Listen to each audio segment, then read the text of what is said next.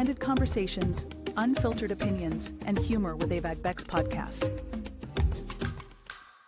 Hello, welcome to our show. Another great episode, and I keep saying this, but this is going to be good. So I have a friend, Kendra Court with us. Kendra is an author. Kendra is also a career coach. This platform, we talk about career growth, personal growth, management, business, entrepreneurship, the journey that is life. So Kendra has had her journeys, like a lot of us. And again, this is a conversation that will empower and encourage anybody out there still finding their purpose, still searching for that thing to stand up into it and keep going. It happens. It will happen now eventually. So we're going to have that conversation. And I just want to take this time to celebrate Kendra. She's an author and she's leaning into it. And we're so happy and so proud of her. She is on herself. So yay, Kendra! Thank you. Kendra, welcome. Please tell us about yourself. Thank you so much for that introduction. I appreciate you. And I really appreciate being here because as we were just saying, the author identity is new. The book was just published in the last couple of weeks. So I'm pinching and I'm still even getting used to saying it out loud.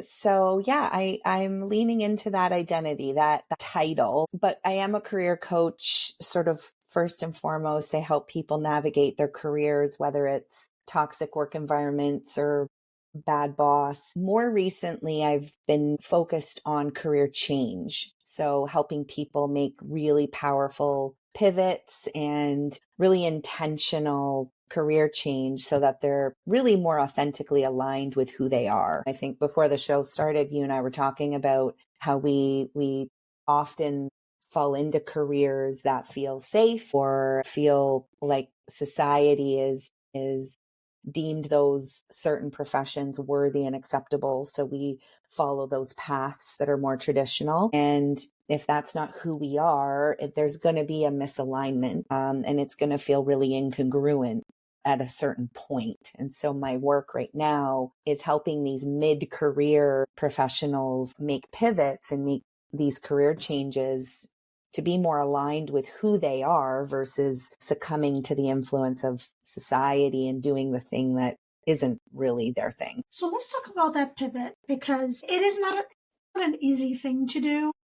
And especially for, mid-career, vested in a sense, and veterans, I would call veterans in their area of expertise. Making that change is not an easy decision, and making that change with confidence usually comes with a degree of anxiety. So in your experience, how have you been able to successfully manage the angst that comes with that pivot? Because again, if we're talking about pivot, most times it's not a pivot into the same industry. It's a pivot into a completely different industry. So please walk us through how you would manage that. Great question.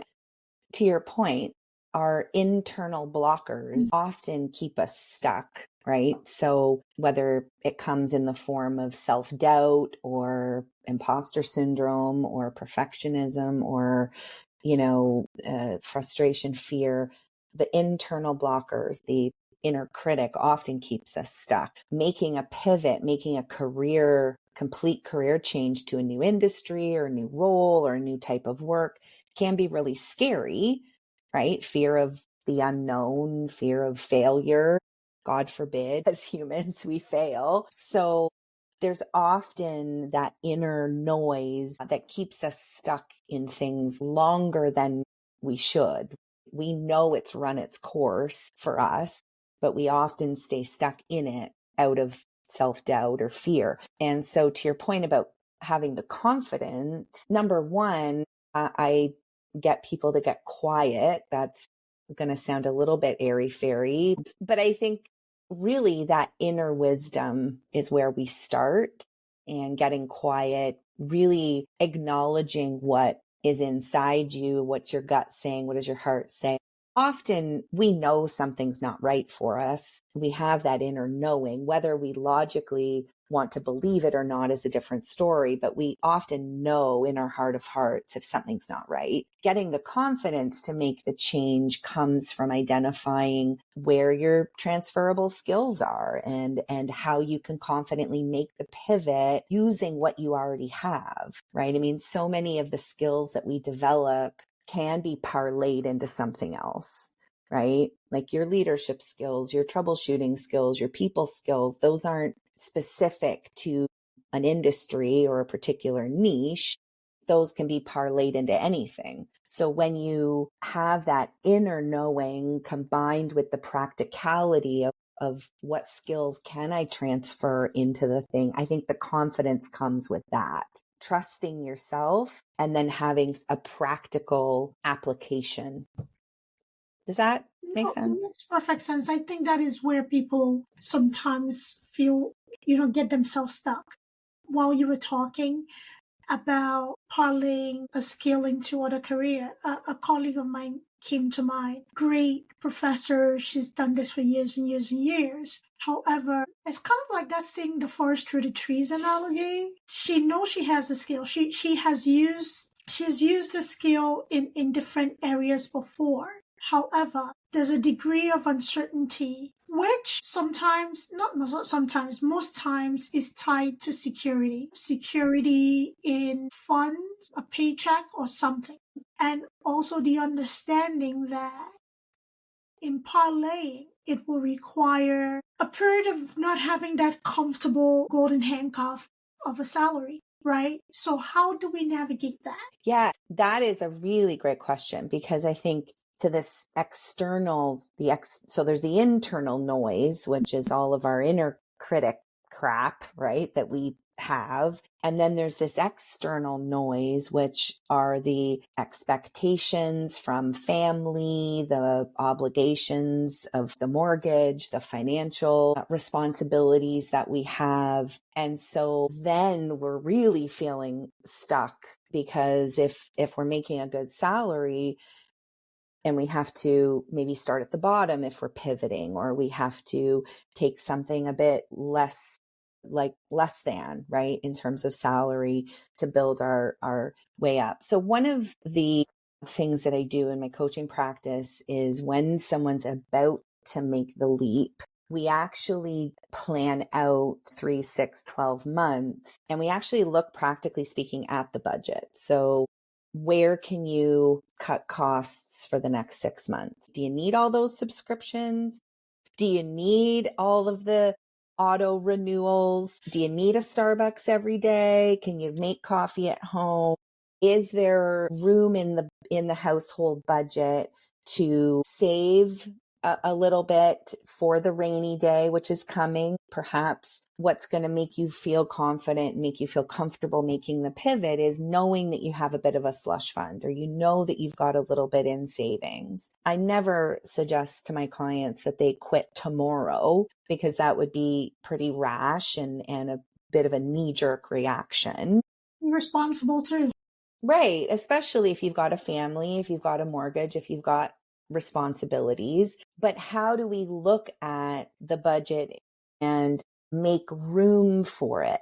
And then we look at alternative ways of financing. So could the pivot be a side gig, or freelancing for a while, or consulting for a while, or picking it up as a bit of a part-time thing, or an internship or something like that? So I talk about bridge jobs on the way to the thing. So there's the thing that we're all meant to do in this world, to serve and to really give and make our unique impact. On the way to that thing, there might be some bridge jobs. So for example, maybe you get a job that helps to pay the bills, but you can kind of like do it with your eyes closed. It doesn't require a huge amount of mental capacity or bandwidth. So then you have that extra time and resources that you can allocate to building the other thing on the side for a while. So you're absolutely right. There's definitely stumbling blocks to making the big pivot, even if you know what that is. The practical application of life, Right. being able to pay those bills is important in the meantime. Yeah, that is very true. I think that is the one thing that really does scare a lot of people. So let's delve a little bit into the different avenues you talked about: internship, consultation, and the side gig or volunteer, whatever it is. So with the foundation of a secured work environment where you have support from either other colleagues or a manager, all right? So there's that security that, okay, I can go to this person and this person knows who to go to, or I can talk to this colleague who knows how to do the thing that I don't know how to do, and together we'll yield a result. Speaking from my own experience, putting a proposal together for that consultation and knowing who to approach. LinkedIn can be scary. Yep. Full stop. That's a full sentence. LinkedIn can be scary, period. It can be scary. Full stop. Full stop. So being able to establish those connections is something that it's very scary for most people. How do we go about it? So I'm doing the thing. I've lined up the part-time, the per diem, the whatever thing, and I have the idea. I'm trying to curtail my message in a good way. I'm trying to reach out to people, but I'm scared because I don't have the foundation of a secured employment where the people there that know people that know people. How do we go about it, and how do I deal with that angst? Well, there's two things. If we're looking kind of internal, external, there's the internal angst, which in my practice, I always talk to my clients about mindfulness techniques. So whether it's positive psychology, whether my clients are more science-based and they want something that they can sink their teeth into, or if they're on the other sort of end of the spectrum and they're open to meditation and journaling and some mindfulness techniques, that's always a part of this journey, because that's what helps to quiet the mind, whether it's journaling, whether it's meditation, prayer. Some people have a strong prayer practice. Some people, it's just 5 minutes of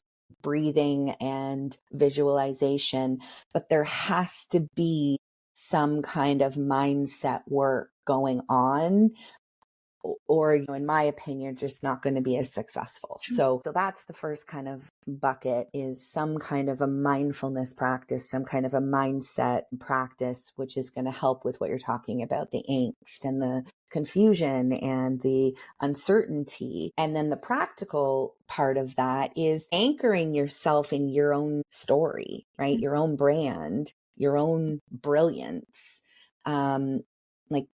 Gay Hendricks is a pretty famous author. He's got the book, The Big Leap, and he talks about our zone of genius, and that we all have that zone of genius, but most of us are working in our zone of excellence. We're working in a way that we've already mastered. And so we're getting the accolades, we're getting the praise for things that we're good at, but it's not the stretch.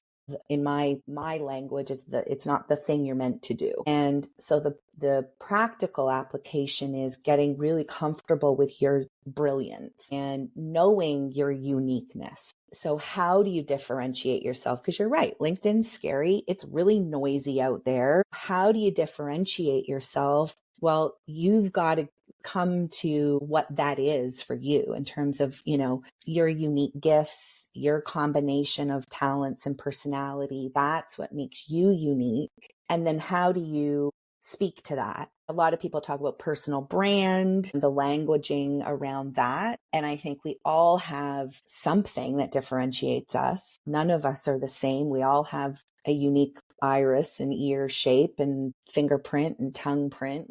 Literally, we're all different. So the mindset work is important because that grounds us and kind of quiets the inner critic and the inner noise. And then having the foundation to step onto, which is our story, our uniqueness, our gifts. You did a great job answering that question. It's scary when you're starting anything new.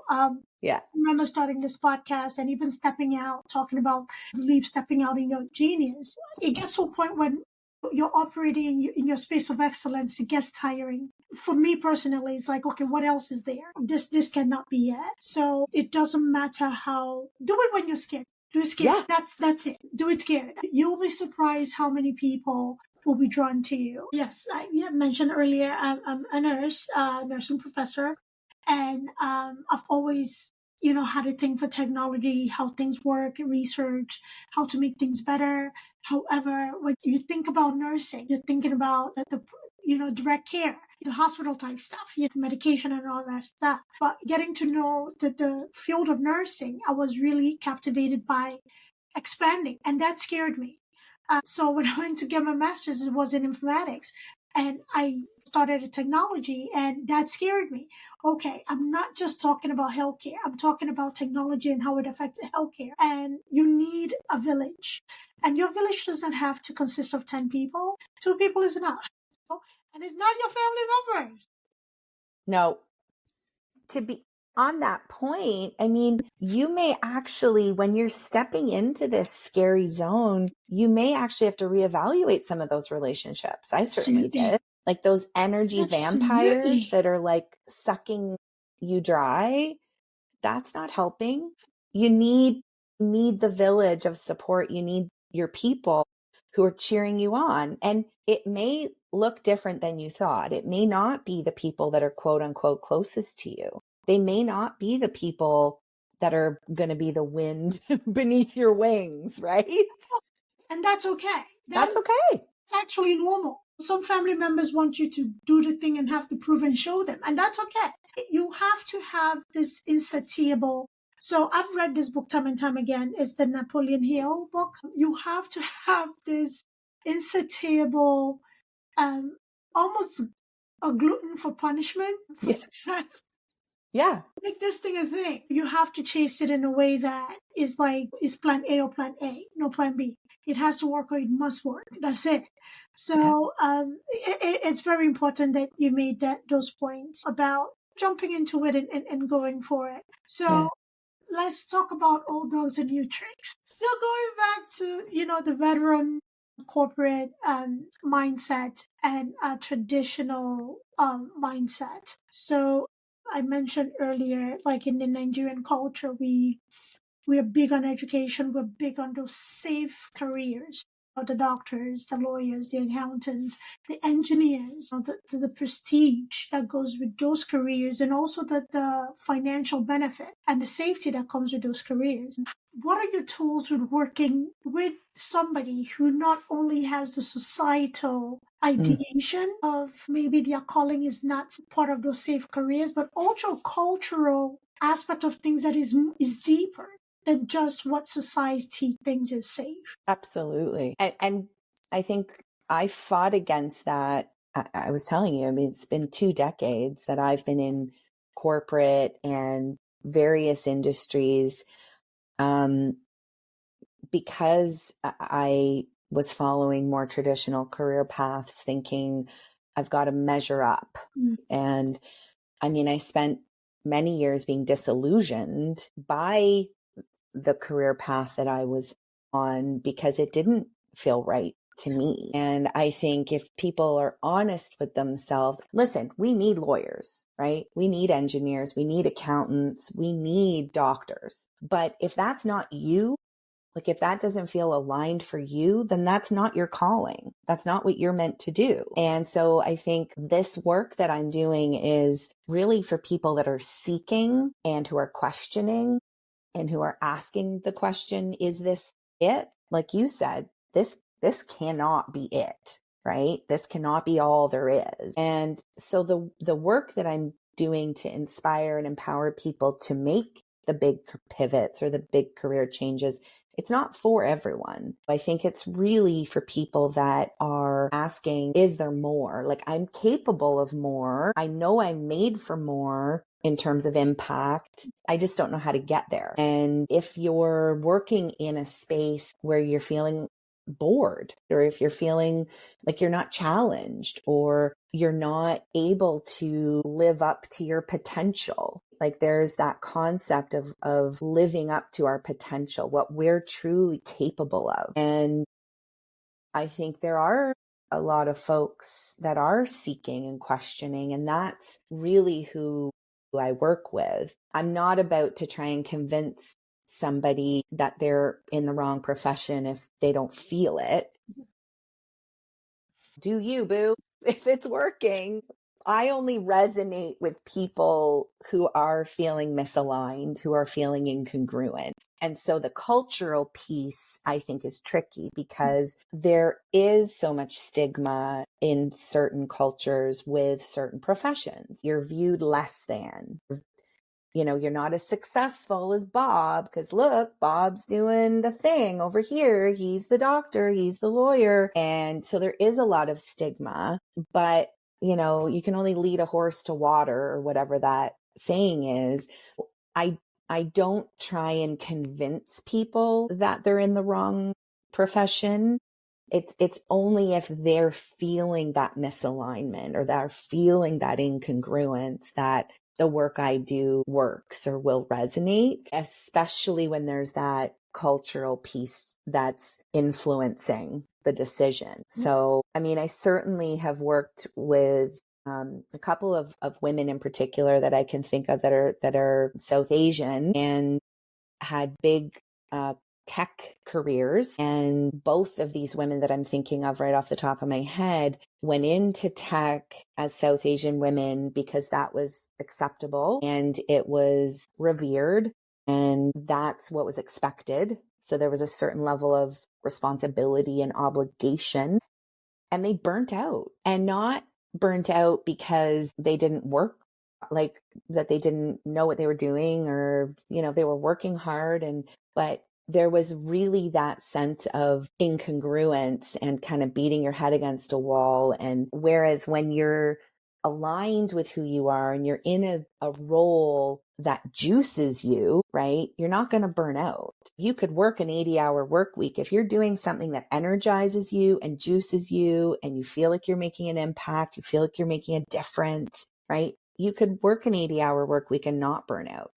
Similarly, you could work a 35-hour work week doing something you hate and burn right out. So I hear you. There is definitely a cultural element to our career choices and really being influenced by society and elders in our community, family, friends. But I think first and foremost, somebody has to identify and be aware that they're incongruent and want to change. Because otherwise, I'm not going to drag them along. I mean, they have to seek you to be able to work with you. And that usually comes with a level of, this is it. I have to do something different. Yeah. Yeah.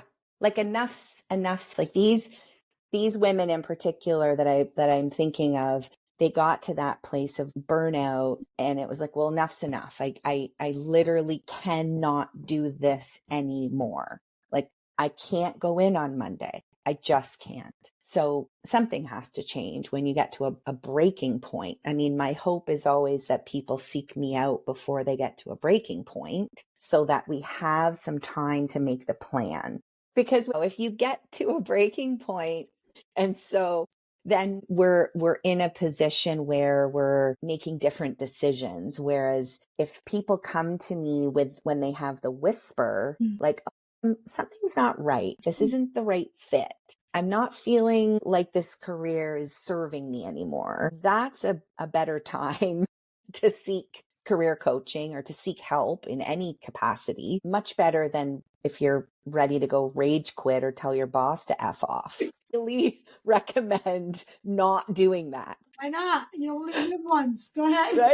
Right? And trust me, I've had clients that have rage quit, and I have had clients that have told their boss where to go, and it is not pretty. So then we're picking up the pieces and then trying to make the plan for the future. I mean, for you to rage quit, a lot led up to it. A whole lot led up to it. That's right.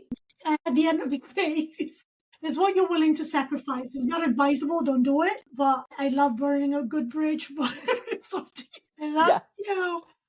but yeah, it's not recommended. Have a plan so you're not in a place of desperation and you do something that you might regret. That's it. And you have less options at that point. Absolutely, you do. And usually when you it's almost survival. And when you're in survival mode, you don't make the best decisions. You usually don't. So of calm mind, if it's not working, the first few signs are like, okay, there's got to be something different, and you go for it. So you talked about influencing and making an impact. There's something that I'm seeing a lot of professionals, even people in those safe careers, are doing to have that impact, have that satisfaction, and that to be content with, their careers. So you find a lot of doctors, nurses, lawyers, accountants on social media, even LinkedIn, using those platforms to educate, talk about their businesses, or support community members, or put out digital products to help their, say, clientele. So what is your take on using your passion as an accessory to your career, as opposed to completely leaving it if you are that tied to it and you don't feel like a complete pivot is the right option for you? Yeah, great questions. I mean, I think we all have a role to play in society. I mean, if we think of our ancestors, how they set up societies, everybody had a role to play. You want to talk about it takes a village, like that's the definition of that. You raise the chickens and you put the horseshoes on the horses, and all pray with the folks, and someone's going to be the medicine shaman person, and we all had a role to play. And I think it looks a little different in our modern society, but the premise is still there. We all have a role to play. We desperately need healthcare workers, and thank you for your service. We need people in the military to keep us safe, and we need folks that are understand the law and can fight for justice and fight for rights. We need mechanics. I mean, gosh, like my car, if we didn't have our mechanic, like we wouldn't be getting to and fro. That's right. Farmers who grow our food, and chefs that give us these beautiful experiences when we go out to eat. And so we all have a role to play. And I think using your passion is part of the process I use, actually. If you think of a Venn diagram with 4 circles, my contention, my belief, the work that I do is that we all have this role to play and this thing that we're meant to do in society. And it lies at the intersection of 4 concepts. And one of the concepts is passion. So we need to have that element of passion for what we do, right? In order for it to really resonate, to really land, for us to have the kind of impact that we want to have in the world. It's like there's a Martin Luther King saying, like, if you're going to be a street sweeper, be the best darn street sweeper there ever could be. And Maya Angelou's like, if you're going to, whatever you're going to do it so well that people can't take their eyes off you, right? So I think there has to be an element of passion. Like, you've got to love what you do. And God bless the doctors and the lawyers and the people that love what they do. I mean, my brother codes. He's a chief technology officer at a company. And as a chief now, he's less hands-on, but he loves to code. Like, he could code until 3 a.m. And my sister-in-law's like, bro, like, it's time, come to bed, like, enough. But he's so passionate about coding, and thank God for that. Yep. I would want to stab a fork in my eye if you asked me to sit down at a computer and code something. Like, gross. But he's so passionate about it. And I love that people have passion in their work, because it means that they're going to be better at it, and they're going to want to improve, and they're going to want to sharpen their blade. And that just helps society overall. The world's going to be a better place if we all play the role that we were meant to. I got a bit off track. It did not at all. And I absolutely love it, because there's this conversation. I think Dr. Pimple Popper. Ooh, yeah. Love her. So Dr. Sandra Lee, she has this long-running TV show, and it's about her work. And there was a conversation on a podcast. Was it a podcast or an interview? Something. where I think the conversation came up that people just need to stick to whatever their careers are. If you're a doctor, stick to being a doctor. There's no need for you to have a TV show or be a content creator. I don't want my doctor content creating. He or she should focus on doctoring, whatever that means. And so that's why I asked that question, because I find a lot of people have questions that maybe Google cannot completely answer. However, if a doctor is creating content and talking in details about that, or even comparing maybe something like a dermatological manifestation, that's why I thought of Dr. Sandra Dili. Eczema doesn't look the same on every skin tone, right? So even with keloids that are melanated skin, there are different degrees to it. Sure. So if a person is watching her TV show, and most of the people that show up on her TV show either watch an episode of something similar, or it's like, okay, nobody else can help me, at least I can go to her, maybe she can help. So that's why I asked that question, because I'm seeing a lot of people in those safe, secure careers that are not content creators, full-time content creators, that are applying the content creation part, and they have personality too. Yeah. Applying the content creation aspect to their secured career in a way that makes an impact for them and the community that they serve. So we can chew gum and walk at the same time. Absolutely. And I think to this point, it's the nuances that you don't get from Google or a chat GBT search, right? No shade on GBT. Love myself a little chat search. Yeah. But you can't deny the value in someone's human experience. So if a doctor has been looking at skin lesions for 25 years, safe to say she's going to know more than your little Google search, and safe to say she's going to understand the nuances of the various skin tones and how skin issues show up. And wouldn't you love to hear her voice out in the world to get that expertise? I mean, I do. I love her. I like where we are going as a society, where I'm all for tradition. I love traditional stuff, but I also I fully embrace being one with the times. Things have changed. And, yes, we can maintain an element of traditionalism while we're also recognizing the time that we're in. Like in medicine or in science in general, we're very evidence-based. Scientists want something they can hang on to. You said sink their teeth into. If I cannot see evidence of something, we need to have conversations about it, right? So in a world where students may not understand a lecture in the classroom, however, there is this nurse who, in that specialty, is teaching and explaining things the way that the student gets it. Are you saying it's wrong for the students to understand it and go past that exam? Should they just listen to the professor? When I say this, my students laugh. Not everybody can learn from me, okay? And not everybody can teach. I can't imagine that's true. They're different personalities, right? Some people just feel like some personalities. I'm a very silly, serious person. And most of my students absolutely love that. Again, I'm very conscious that I'm not for everybody. So if a student cannot learn from me, I encourage students, seek who you can learn from, whether it's a professor on this campus, whether it's a YouTube channel, but just make sure it correlates with your book.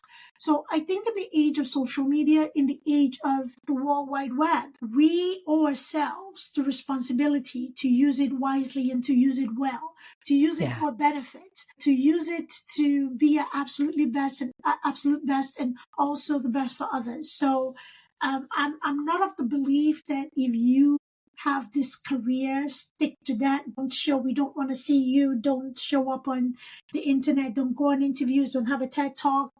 I don't believe that to be true. And Me neither. I applaud professionals who may not have the confidence to take the complete pivot. However, they feel like they can have an accessory, which is like a consulting or teaching or a content or whatever, in addition to their careers. So, Kendra, I want to talk about your origin story. How did we get here? Oh my goodness.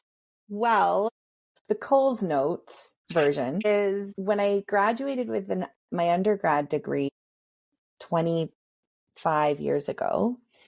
a lot of my counterparts came out of our undergrad knowing what was next. So they went to medical school or chiropractic college. I did a kinesiology undergrad. I mean, it was called physical and health education back then. So some of my colleague or counterparts were going on to become phys ed teachers. Some were going into physiotherapy, chiropractic, medical school, you name it, all kind of aligned with our degree. And for the most part, my peers knew what was next. And I just really didn't. And so I fell into my first job. My first grown-up job was in the pharmaceutical industry. And I kind of fell into that because a girlfriend of mine was in pharma and she's like, oh, you'd be great. You can chat to people and you're probably going to be good in sales and you've got this medical-ish degree. Like you can probably pick up the language and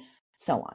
And so I did that for a number of years and that felt okay. Like it was good for for what it was. But every job that I had, it was good until it wasn't. And meaning I always seemed to get to a point where I was disillusioned or underestimated or not challenged or bored, or I knew I was meant for more, or it just wasn't working, or it wasn't a good fit. And so that was a fast forward 20 years. The pandemic hit and I was laid off. And I really just took the time as a gift to be quiet and to get intentional. And I knew I needed to make a career change. I was in the hospitality industry. I'd found myself through many twists and turns into the hospitality industry when the pandemic hit. And so I was working in events and this world that just shut down.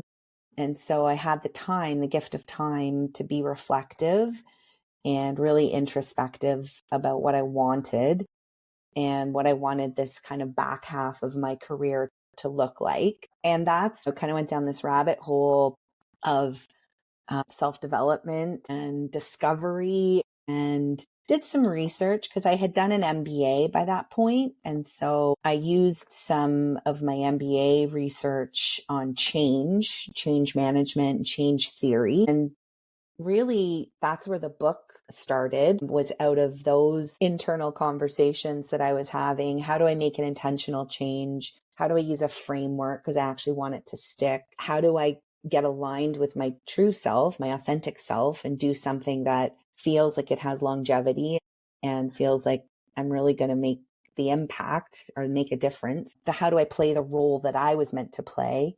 Right? The Buddhists call that dharma. There's a concept in Hindu and Buddhist cultures called dharma, and it's like this law of nature that we all are put on this earth for a reason. So trusting that I was put on this earth for a reason, I knew there had to be a thing that I was meant to do.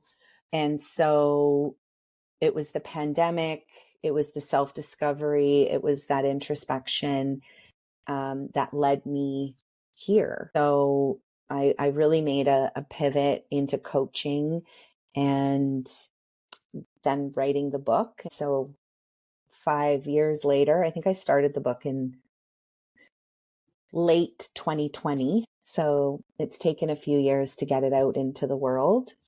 But my origin story is that I knew that I had a way to show up in the world. I just didn't know what that was. And looking around, the traditional career paths didn't make sense for me, but I didn't know how to get to what it was. And so I think there's probably got to be a lot of people. I mean, there were years that I felt like I was made for more and I just didn't know what that was. And I think there's got to be a lot of people out there like that, knowing that they're capable of something more, but just not knowing what that is. So that's it in a nutshell. Thank you for sharing that. So what's the title of your book and where can you find it? So it's called The Thing You're Meant to Do. Mysterious Kendra. I mean, like, you just went for it.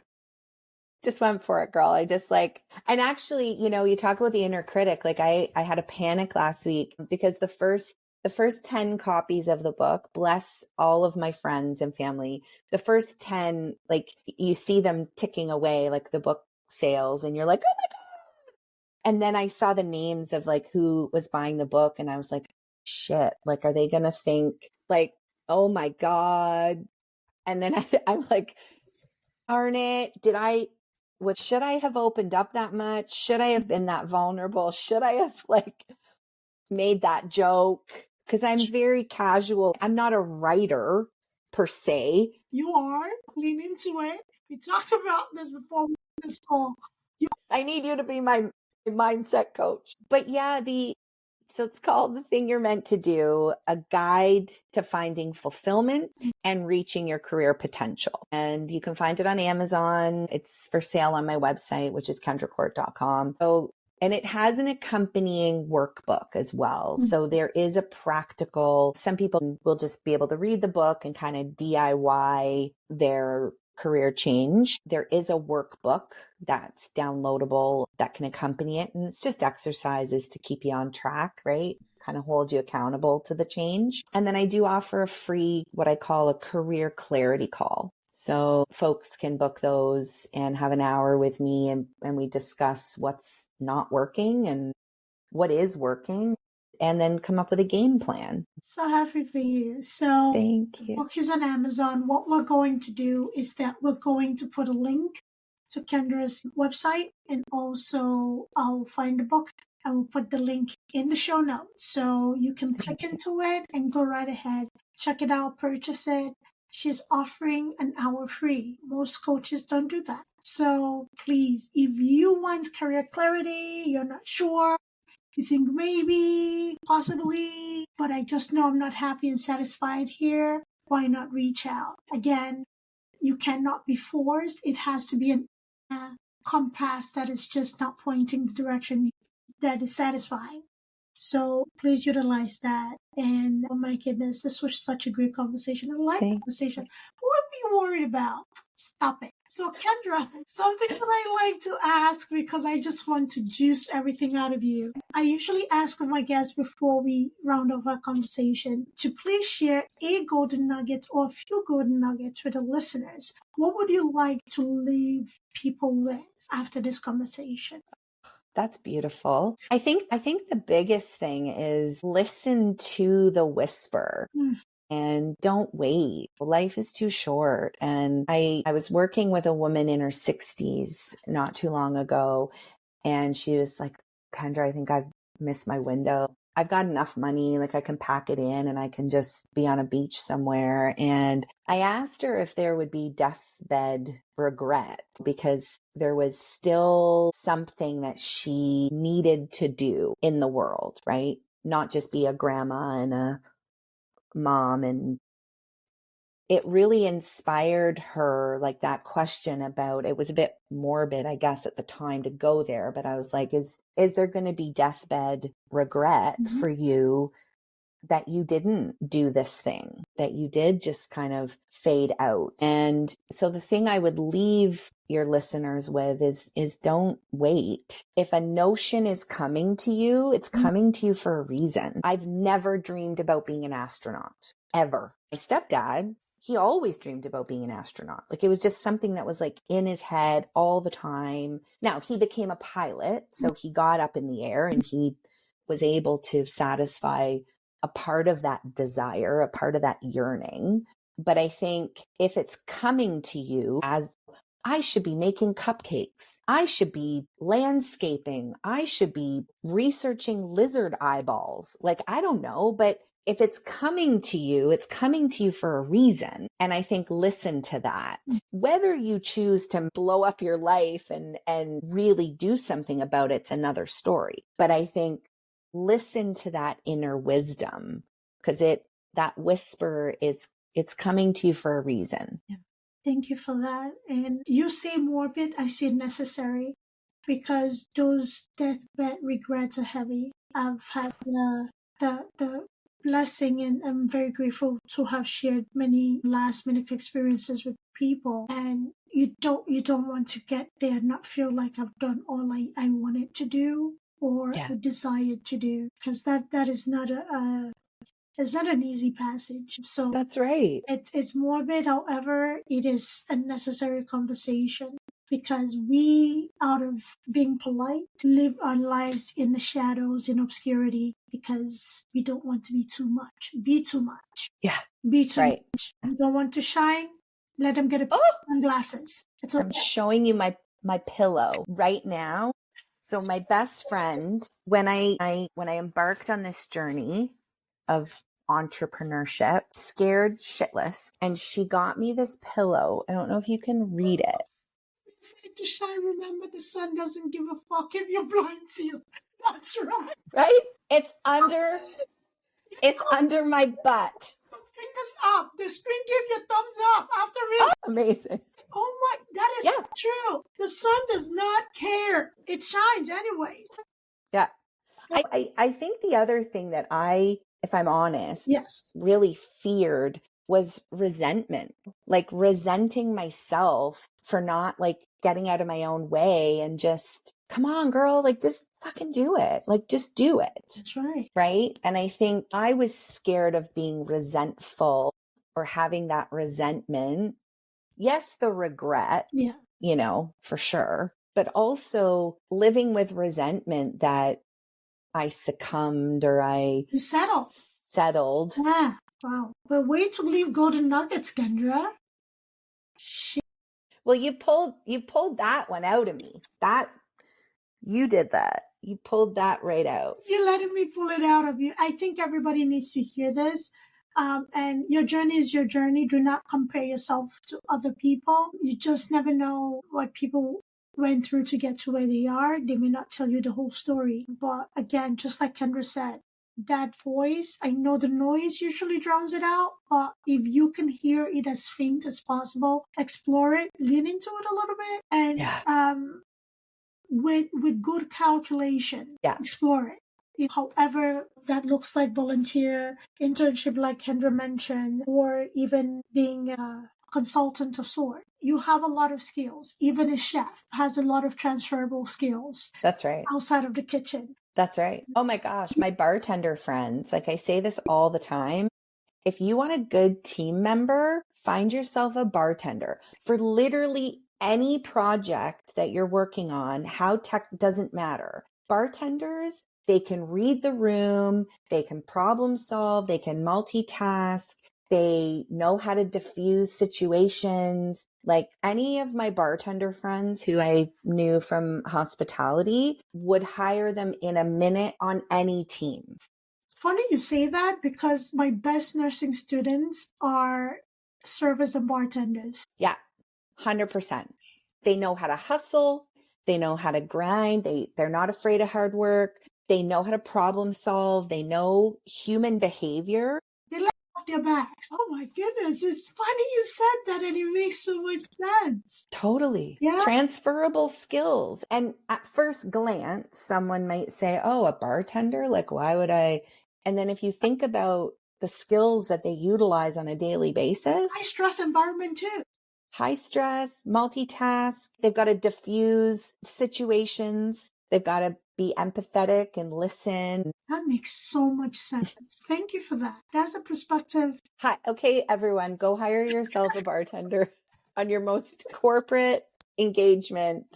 Next open house in your closest bar. Why not? Yeah. So anyway, this was such a fun conversation, Kendra.